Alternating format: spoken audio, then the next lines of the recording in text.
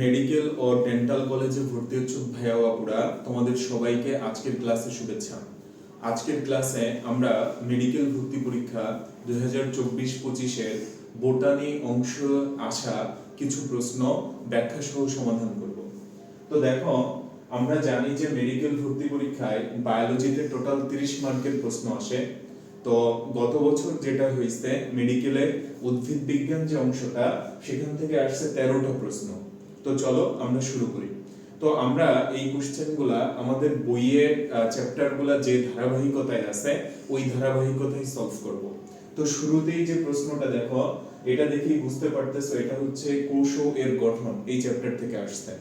এবং আমরা দেখছি যে মেডিকেল ভর্তি পরীক্ষা 24-25 কোষ এর গঠন এই চ্যাপ্টার থেকে সর্বমোট 3টা প্রশ্ন আসছে। তো প্রথম যে প্রশ্নটা দেখো, কোষ বিভাজনের সময় কোষ প্লেট তৈরিতে সাহায্য করে কোন অঙ্গাণু? অর্থাৎ এই প্রশ্নটা দেখেই বুঝছো যে এটা হচ্ছে কোষীয় যে অঙ্গাণুগুলো আছে তাদের কাছ থেকে এই প্রশ্নটা আসছে। তো এটা অবশ্যই আমাদের মনে রাখতে হবে যে কোষ প্লেট তৈরিতে সাহায্য করবে হচ্ছে গোলগি বস্তু বা হচ্ছে গোলগি বডি। তো গোলগি বডির অন্যান্য যে কাজগুলো আছে সেটাও কিন্তু আমাদের পরীক্ষার জন্য খুবই গুরুত্বপূর্ণ। তো আমরা দেখো একটা নেমোনিকের সাহায্যে খুব সহজেই গোলগি বডির কাজ মনে রাখতে পারি। তাহলে দেখো, আমরা এখন শিখতেছি গোলগি বডির কাজ। তো গোলগি বডির কাজ তুমি এভাবে মনে রাখবা: love, war and peace. Love, war and peace. দেখো, তুমি নিশ্চয়ই জানো যে ওয়ার এন্ড পিস এটা কিন্তু একটা বিখ্যাত বইয়ের নাম, লিও টলস্টয় ওনার লেখা একটা বই। তো যাই হোক, এখান থেকে আমরা দেখো কিভাবে কাজগুলা নিয়ে আসি। এল এ হবে হচ্ছে লাইসোসোম। এলে কি হবে? লাইসোসোম। ও ও মানে হচ্ছে ও। ভিতে হচ্ছে ভিটামিন।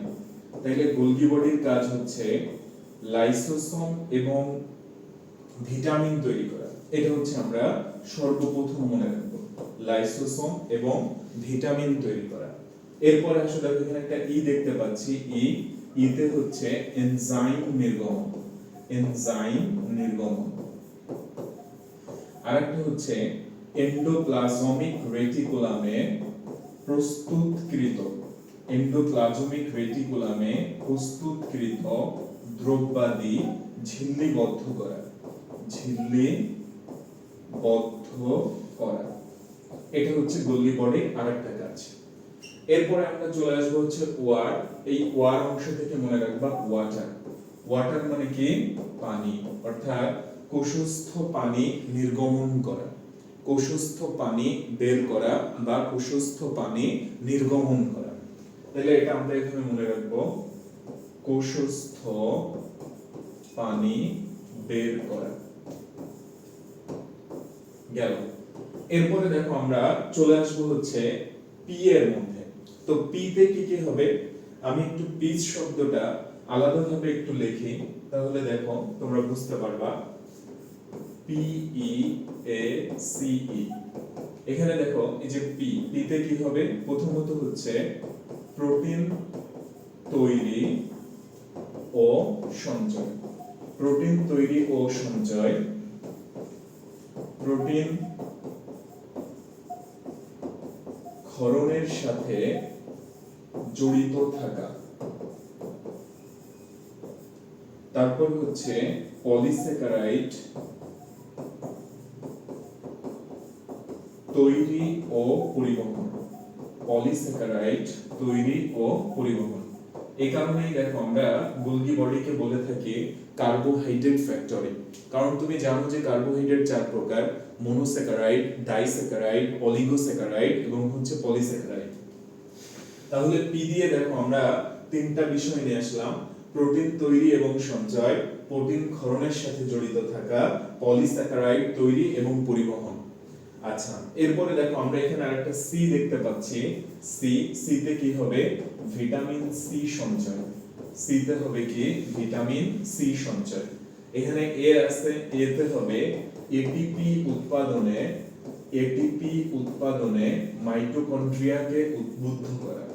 এটিপি উৎপাদনে মাইটোকন্ড্রিয়াকে উদ্বুদ্ধ করা। ওকে, তাহলে দেখো আমরা গোলগি বডির কাজ খুব সহজেই এই নেমোনিকটার সাহায্যে লাভ, ওয়ার এন্ড পিস এটার মাধ্যমে মনে রাখতে পারি। এরপরে খেয়াল করো, আমরা নেক্সট কোশ্চেনে চলে যাব। পরবর্তী যে প্রশ্নটা দেখো, এটা খুবই সহজ প্রশ্ন এবং এই ইনফরমেশনটা মোটামুটি আমরা 9-10 থেকেই জানি যে ক্রেবস চক্র এটা কোষের কোথায় সংঘটিত হবে। তাহলে ক্রেবস চক্র সংঘটিত হবে মাইটোকন্ড্রিয়ায়। তোমরা মনে রাখবা যে শ্বসনের প্রথম যে পর্যায়টা অর্থাৎ গ্লাইকোলাইসিস এটা হবে সাইটোপ্লাজমে, আর বাকি যে পর্যায়গুলো আছে সবাত শ্বসনের সেগুলো হবে হচ্ছে মাইটোকন্ড্রিয়ায়। তো আমরা এই ইনফরমেশনটা চ্যাপ্টার 1 এও যেমন পাই, আবার চ্যাপ্টার 9 অর্থাৎ উদ্ভিদ শারীর তত্ত্ব ওই চ্যাপ্টারেও কিন্তু আছে। তাহলে দেখো এখান থেকে খুবই ইম্পর্টেন্ট যেটা সেটা হচ্ছে গ্লাইকোলাইসিস। গ্লাইকোলাইসিস এই প্রক্রিয়াটা হবে সাইটোপ্লাজমে। সাইটোপ্লাজমে। আর যদি বলা হয় ক্রেবস চক্র, অ্যাসিটাইল কোয়ে সৃষ্টি, এগুলা কোথায় হবে? এগুলা হচ্ছে মাইটোকন্ড্রিয়ায়। মাইটোকন্ড্রিয়ায়। আমরা পরবর্তী কোশ্চেনে চলে আসব। নিচের কোনটি পিউরিন বেস? দেখো আমরা নাইট্রোজেন ঘটিত ক্ষারক বা নাইট্রোজেন বেস এটাকে দুই ভাগে ভাগ করে থাকি, যার মধ্যে একটা হচ্ছে পিউরিন আর আরেকটা হচ্ছে পাইরিমিডিন। তাহলে কি বললাম? পিউরিন আর হচ্ছে পাইরিমিডিন। তো পাইরিমিডিন বেস কোনগুলা? এটা হচ্ছে uracil, thymine, cytosine. Uracil, thymine, cytosine. আর পিউরিন বেস কোনগুলা? অ্যাডিনিন আর হচ্ছে গুয়ানিন। দেখো এটা মনে রাখার একটা স্ট্র্যাটেজি হচ্ছে পাইরিমিডিন শব্দের মধ্যে একটা রস্যই আছে, ইউরাসিল সেটার মধ্যেও রস্যই আছে, থাইমিন সেটার মধ্যেও রস্যই আছে, সাইটোসিন সেটার মধ্যেও রস্যই আছে। অর্থাৎ এদের চারটার মধ্যেই একটা জিনিস কমন, সেটা হচ্ছে রস্যই। বাট দেখো তুমি এগুলার একটার মধ্যেও নেই। সো আমরা ইজিলি আইডেন্টিফাই করতে পারবো কোনটা পিউরিন আর কোনটা পাইরিমিডিন। তাহলে এখানে বলছে যে নিচের কোনটি পিউরিন বেস, তাহলে অ্যাডিনিন, গুয়ানিন, অর্থাৎ আমার অ্যানসার হবে অপশন ডি। তাহলে দেখো তুমি যদি কিছু টিপস এন্ড ট্রিক্স জানো তাহলে কিন্তু তোমার জন্য এই সমস্ত প্রশ্নের অ্যানসার করা খুবই সহজ হয়ে যাবে এবং তুমি পরীক্ষায় কাঙ্ক্ষিত ফলাফল অর্জন করতে পারবে। আমরা পরবর্তী কোশ্চেনে চলে যাব, 4 নম্বর কোশ্চেন। দেখো এই প্রশ্নটা আসতে হচ্ছে কোষ বিভাজন এই চ্যাপ্টার থেকে। জেনেটিক ভাবে নিয়ন্ত্রিত কোষের মৃত্যুকে কি বলে? আমরা জানি যে কোষের মৃত্যু দুই ভাবে হতে পারে। কোষের মৃত্যু দুই ভাবে হতে পারে। একটাকে আমরা বলে থাকি হচ্ছে অ্যাপোপ্টোসিস, অ্যাপোপ্টোসিস, এবং আরেকটাকে আমরা বলে থাকি নেক্রোসিস। একটা কথা মনে রাখবা, যদি কোনো শব্দের শেষে সিস থাকে তাহলে ওই শব্দটা দিয়ে কোনো একটা প্রক্রিয়াকে বোঝানো হয়। তো অ্যাপোপ্টোসিস যেটা, এটা হচ্ছে কোষের জেনেটিক্যালি নিয়ন্ত্রিত মৃত্যু, এবং নেক্রোসিস যেটা, সেটা হচ্ছে পুষ্টির অভাবে বা বিষাক্ত দ্রব্যের কারণে কোষের মৃত্যু। তো আমরা এভাবে মনে রাখতে পারি যে নেক্রোসিস লিখতে এন লাগে, আবার পুষ্টি নিউট্রিশন এটা লিখতেও কি এন লাগে। ওকে, তাহলে এখানে বলছে জেনেটিক্যালি নিয়ন্ত্রিত কোষের মৃত্যুকে কি বলা হবে? তাহলে অবশ্যই অ্যানসার হবে কোনটা? অ্যাপোপ্টোসিস। আমরা পরবর্তী কোশ্চেনে চলে আসব। এই প্রশ্নটা আসছে কোষ রসায়ন এই চ্যাপ্টার থেকে। নিচের কোন এনজাইমটি জমাট রক্ত গলাতে ব্যবহৃত হয়? তুমি একটু ভালো করে খেয়াল করো, এখানে জমাট রক্ত গলাতে ব্যবহৃত হয় কোন এনজাইম এটা জানতে চাইছে। তো দেখো ইউরোবাইলেজ এই শব্দের শেষে কি আছে বলো তো? বর্গের জ। বর্গের জতে হচ্ছে জমাট, আবার এখানে কি আছে? র। রতে কি হবে? রক্ত। তাহলে জমাট রক্ত গলাতে ব্যবহৃত হবে কোন এনজাইম? এটার অ্যানসার হবে ইউরোবাইলেজ।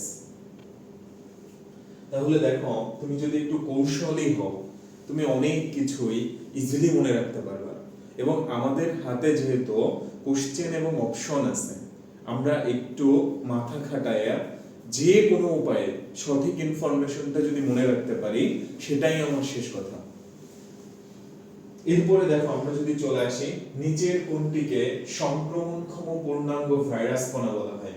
তো দেখো এটাও একটা ট্রিকি কোশ্চেন। আমি যদি এখানে ভিরিয়ন এই শব্দটা লিখি, ভিরিয়ন, দেখো এটা লাস্টে ওএন আছে, অন। অন মানে কি বলতো? চালু। অন মানে কি? চালু। তো এখানে আমাকে বলছে যে সংক্রমণক্ষম, তাহলে অবশ্যই সেটা চালু হতে হবে, মানে অফ হইলে হবে না। এইভাবে আমরা মনে রাখতে পারি। তাহলে ভিরিয়ন যেটা, সেটা হচ্ছে কি সংক্রমণক্ষম পূর্ণাঙ্গ ভাইরাস কণা। তাহলে এই প্রশ্নের সঠিক উত্তর কি হবে? ভিরিয়ন হবে। এরপরে খেয়াল করো, আমরা যদি চলে আসি পরের কোশ্চেনে, ভাইরাসের বংশবৃদ্ধিতে কোষকের কোন অঙ্গাণুতে প্রোটিন তৈরি হয়? খুবই সহজ একটা প্রশ্ন। আমরা কি জানি বলো? Protein factory. এটা কাকে বলা হয়? প্রোটিন ফ্যাক্টরি বলা হয় রাইবোসোমকে। প্রোটিন ফ্যাক্টরিকে রাইবোসোম। তাহলে রাইবোসোম যেহেতু প্রোটিন ফ্যাক্টরি, প্রোটিন তৈরি হবে অবশ্যই রাইবোসোমে। তাহলে এই প্রশ্নের সঠিক উত্তর হচ্ছে রাইবোসোম। আর একটা কথা মনে রাখবা, আমরা কার্বোহাইড্রেট ফ্যাক্টরি বলবো কিন্তু গলগি বডিকে। পরের কোশ্চেন, নিচের কোনটি মালভেসি গোত্রের উদ্ভিদ? দেখো এই প্রশ্নটা আসছে আমাদের চ্যাপ্টার 7 থেকে, অর্থাৎ নগ্নবীজি এবং আবৃতবীজি উদ্ভিদ এই চ্যাপ্টার থেকে আসছে। তো কথা হচ্ছে কি যে দেখো আমরা পোয়েসি গোত্রের কিছু উদ্ভিদ পড়ছি, আবার কি মালভেসি গোত্রের কিছু উদ্ভিদ পড়ছি। তো খাদ্য শস্য যেগুলো আছে তারা হচ্ছে পোয়েসির মধ্যে পড়ে, আর এগুলা বাদে যারা থাকে বা দ্বিবীজপত্রী যারা, তারা হচ্ছে মালভেসির মধ্যে পড়ে। তো মালভেসি গোত্রের উদ্ভিদ মনে রাখার একটা সহজ নেমোনিক হচ্ছে, দেখো মাকে প্রত্যহই ঢের কাজ করতে হয়। ঢের শব্দের অর্থ হচ্ছে অনেক, ঠিক আছে? করতে হয়। এটার ব্যাখ্যা কি? ময়াকারে হবে মালভেসি। ওকে, গেল। কে, কেতে হচ্ছে কেনাফ। কেতে কি হবে? কেনাফ। আরেকটা হবে কার্পাস তোলা। কার্পাস তোলা। প্রত্যহ, পদে হবে পদ্ম। এটা দিয়ে বোঝানো হয় স্থলপদ্ম, ঠিক আছে? প্রত্যহই রস্যই, রস্যইতে কি হবে? Indian tulip. ইন্ডিয়ান টিউলিপ, এটা গেল ইন্ডিয়ান টিউলিপ। ঢের, ঢেরে হবে হচ্ছে ঢেড়স, ঠিক আছে? ঢেরে কি হবে? ঢেড়স। আর বর্গের জতে হচ্ছে জবা, বর্গের জতে জবা। তাহলে এইগুলা হচ্ছে আমার মালভেসি গোত্রের উদ্ভিদ, এবং আমরা আমাদের কাঙ্ক্ষিত উত্তরটা প্রথম অপশনে পেয়ে গেছি, এটা হচ্ছে কার্পাস তোলা।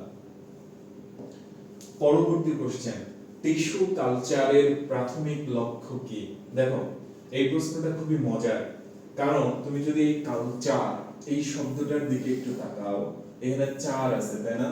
চার থেকে হচ্ছে চারা, চার থেকে কি হবে? চারা। তাহলে টিস্যু কালচারের প্রাথমিক লক্ষ্য হচ্ছে প্রচুর পরিমাণে নতুন চারা উৎপাদন করা। দেখো সামান্য একটু চোখ কান খোলা রাখলে অনেক কিছুই খুব ইজিলি মনে রাখা যায়, ঠিক আছে? এবং এগুলাতে যারা পারদর্শী হয় দেখা যায় যে পরীক্ষায় তাদেরই বেশি ভালো করার সম্ভাবনা থাকে।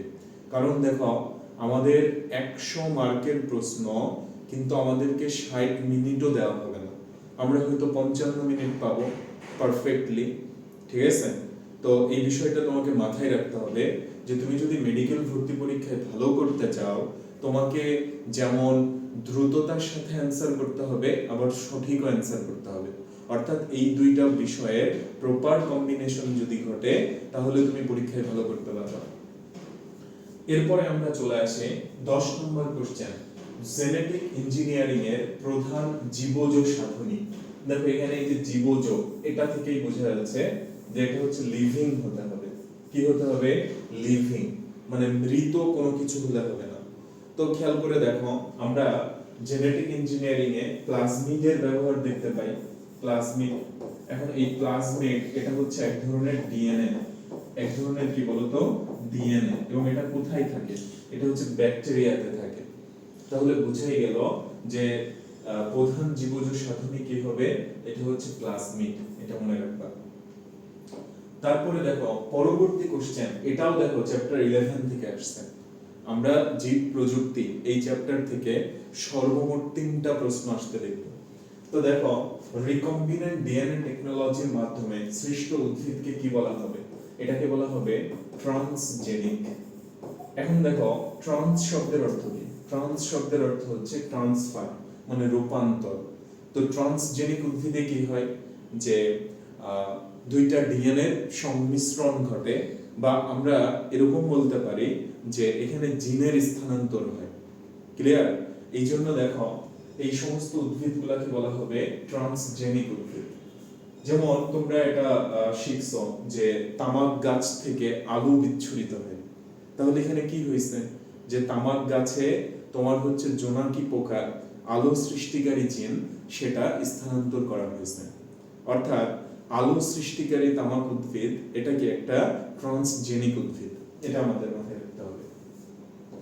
পরবর্তী কোশ্চেন, রেস্ট্রিকশন এনজাইমের কাজ কি, এটা আমাদের বেশ ভালোভাবেই জানা আছে, এটা আমরা বারবার পড়ছি যে রেস্ট্রিকশন এনজাইম এটাকে বলা হয় মলিকিউলার সিজার্স, মানে হচ্ছে আণবিক কাঁচি, বা হচ্ছে বায়োলজিক্যাল সিজার্স, জৈবিক কাঁচি।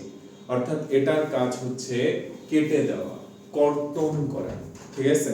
তাহলে দেখো আমরা যদি এখানে এই অপশনটাকে দেখি, কাঙ্ক্ষিত ডিএনএ কে নির্দিষ্ট স্থানে ছেদন করা, তাহলে এই যে এখানে ছেদন শব্দটা আছে বা হচ্ছে কর্তন করা, এটাই হচ্ছে রেস্ট্রিকশন এনজাইমের কাজ। তো এরপরে দেখো আমরা তাহলে মোটামুটি 3টা কোশ্চেন দেখলাম, যেটা হচ্ছে বায়োটেকনোলজি বা জীব প্রযুক্তি এই চ্যাপ্টার থেকে আসছে। পরবর্তী যে প্রশ্নটা দেখো, এটা হচ্ছে নিচের কোন ধরনের উদ্ভিদকে ইপিমেরালস বলা হয়। তো এটা কিন্তু জীবের পরিবেশ বিস্তার এবং সংরক্ষণ এই চ্যাপ্টার থেকে আসছে। ক্লিয়ার? তো তোমরা মনে রাখবা যে ইপিমেরালস হচ্ছে যারা খরা এড়ানো উদ্ভিদ। ঠিক আছে? আমরা ইপিমেরালস কাদের বলবো, যারা হচ্ছে খরা এড়ানো উদ্ভিদ। দেখো মরুজ যে উদ্ভিদগুলো আছে তাদের মধ্যে কিছু উদ্ভিদ আছে যারা হচ্ছে খরা সহনশীল, আবার কিছু উদ্ভিদ আছে যারা খরা প্রতিরোধ করতে পারে, তারপরে আবার কিছু উদ্ভিদ আছে যারা খরা এড়াই চলে, আবার কিছু উদ্ভিদ আছে যারা কৌশলে খরা এড়াই চলে। তো আমরা মনে রাখবো যে ইপিমেরালস এটা দিয়ে কি বোঝায়, এটা হচ্ছে খরা এড়ানো উদ্ভিদ।